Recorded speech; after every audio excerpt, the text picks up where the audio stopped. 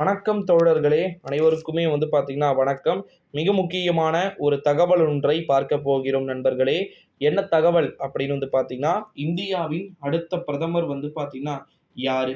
மிக முக்கியமான ஒரு தகவல் ஒன்றை பார்க்க போகிறோம் நண்பர்களே. அ எப்படி சொல்றது? தமிழ்நாட்டையே ஒழுங்கா நடத்த வக்கில்ல. இதுல தமிழ்நாட்டுடைய நல்லா புரிஞ்சுக்கோங்க. தமிழ்நாட்டிற்கே தலைவர் அப்படின்னு சொல்லிட்டு ஸ்டாலினை தூக்கி வைத்து கொண்டாடுகிறீர்களே!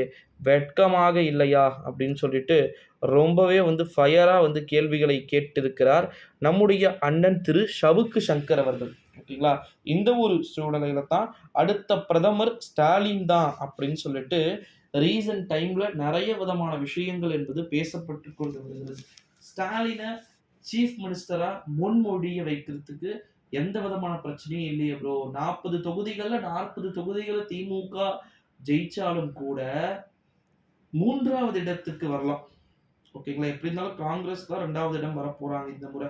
ஒருவேளை பிஜேபி ஆட்சி கட்டில ஏறுனாங்கன்னா, காங்கிரஸ் தனிப்பட்ட முறையில பார்த்தீங்கன்னா 2வது இடத்தை இந்த ஒரு சூழ்நிலையில தான் குறிப்பா பார்த்தீங்கன்னா, ஆடு நனைகிறது என்று ஓணான் அழுகிறதாம் அப்படின்ற கதையாகத்தான் பார்த்தீங்கன்னா, தற்போது போய்க் கொண்டிருக்கக்கூடிய ஒரு சூழ்நிலையிலே நண்பர்களே, திடீர்னு இப்ப அதிமுகவில் இருக்கக்கூடிய தீபா இப்ப பிரதமர் வேட்பாளர் அப்படின்னு சொன்னா நம்புவீங்களா?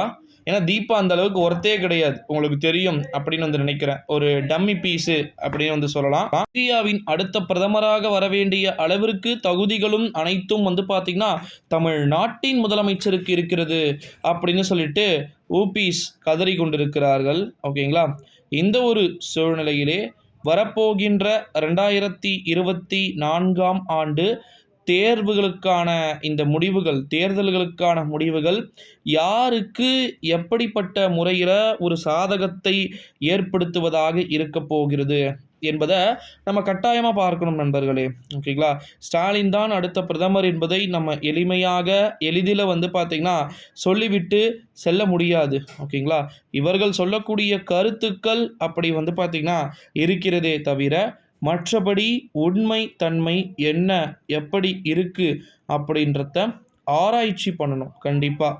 இந்த ஒரு சூழ்நிலையில தான் ஸ்டாலின் அடுத்த பிரதமராக வருவதற்கு வாய்ப்புகளும், சாத்தியக்கூறுகளும் இருக்குமா என்பதை நம்ம பொறுத்து இருந்து தான் பார்க்க வேண்டும் நண்பர்களே. இது போல அடுத்தடுத்த காணொளிகள் நெறைய இருக்கிறது. ஸோ, அதை எல்லாமே நம்ம தொடர்ந்து பொறுத்திருந்து பார்க்கலாம். அடுத்த பிரதமராக தன்னை முன்னிறுத்திக் கொள்ளக்கூடிய நபர் யாராக இருக்கும் என்பதை பார்க்கலாம்.